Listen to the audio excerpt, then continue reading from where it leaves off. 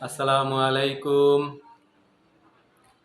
মহিমান্বিত কুরআন শব্দে শব্দে অর্থ। এই আল কুরআনের আয়াত সূরা আল আনআম আয়াত ৮৪, ৮৫, ৮৬, ৮৭। আল্লাহ তাআলা এই আয়াতসমূহে কি বলেছেন আমি বাংলায় পড়ে শোনাবো। আউযু বিল্লাহি মিনাশ শাইতানির রাজিম। বিসমিল্লাহির রহমানির রহিম। আমি তাকে দান করেছি ইসহাক এবং ইয়াকুব প্রত্যেকেই। আমি হিদায়াত দান করেছি এবং পূর্বে আমি নূহকে হিদায়াত দান করেছি, তার সন্তানদের মধ্যে দাউদ, সুলাইমান, আইয়ুব, ইউসুফ, মুসা ও হারুনকে। এভাবে আমি নিষ্ঠাবান সৎকর্মশীলদের প্রতিদান দিয়ে থাকি। আরও জাকারিয়া, ইয়াহিয়া, ঈসা ও ইলিয়াসকে। তারা সবাই পুণ্যবানদের অন্তর্ভুক্ত ছিল। এবং ইসমাইল, ইয়াসা, ইউনুস, লূত প্রত্যেকেই আমি সারা বিশ্বের উপর শ্রেষ্ঠত্ব দান করেছি। আরও তাদের কিছু সংখ্যক পিতৃপুরুষ, সন্তান সন্ততি ও ভাইদেরকে মনোনীত করেছি এবং সরল পথের দিকে হিদায়াত দিয়েছি।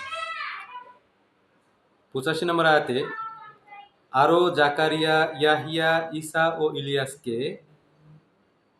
তারা সবাই পুণ্যবানদের অন্তর্ভুক্ত ছিল। অর্থাৎ ঈসা আলাইহিস সালামও পুণ্যবানদের অন্তর্ভুক্ত ছিল। স্বয়ং আল্লাহ তাআলা ঘোষণা করতেছেন ঈসা আলাইহিস সালাম সম্পর্কে, ঈসা আলাইহিস সালাম পুণ্যবান ছিলেন। এখন দেখি একজন ভণ্ড নবী মির্জা গোলাম আহমেদ কাদিয়ানী তার লিখিত বই দাফেউল বালা, বাংলায় বালা মুসিবত প্রতিরোধক, মির্জা গোলাম আহমেদ কাদিয়ানী লিখিত বই থেকে পড়ি। দেখি ঈসা আলাইহিস সালাম সম্পর্কে তিনি তার সতর্কীকরণ পৃষ্ঠার ২ থেকে শুরু করি।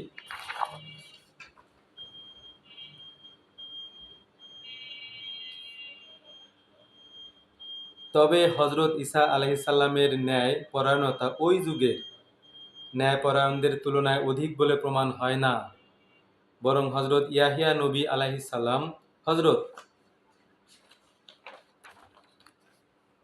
ঈসা আলাইহিস সালামের চেয়ে একটু বেশি বুজুর্গির অধিকারী, কারণ তিনি মদ্যপান করতেন না।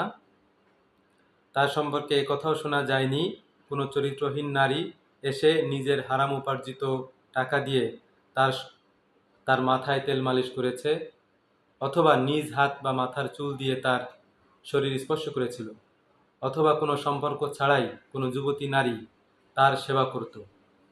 এজন্যই খোদা তাআলা কুরআনে হযরত ইয়াহিয়া আলাইহিস সালামের নামের সাথে হাসুরান শব্দ ব্যবহার করেছেন। আমি যেটা পড়েছি এটা মির্জা গোলাম আহমেদ কাদিয়ানীর বই থেকে পড়েছি, আমার নিজে বানিয়ে বলার কোনো ইচ্ছা নেই। অর্থাৎ মির্জা গোলাম আহমেদ কাদিয়ানী বলতে চেয়েছেন ঈসা ইবনে মারিয়াম মদ্যপান করতেন, চরিত্রহীন নারী এসে নিজের হারাম উপার্জিত টাকা দিয়ে তার মাথায় তেল মালিশ করতেন, অথবা নিজ হাত বা মাথার চুল দিয়ে তার শরীর স্পর্শ করতেন, অথবা কোনো সম্পর্ক ছাড়াই কোনো যুবতী নারী তার সেবা করতেন। আসলে মির্জা গোলাম আহমেদ কাদিয়ানী একটা মিথ্যাবাদী, বাজে লোক ছিলেন। তাই সে আমাদের প্রিয় নবী ঈসা আলাইহিস সালাম সম্পর্কে এমন মিথ্যাচার ও বাজে কথা লিখে গেছেন। জাযাকাল্লাহ।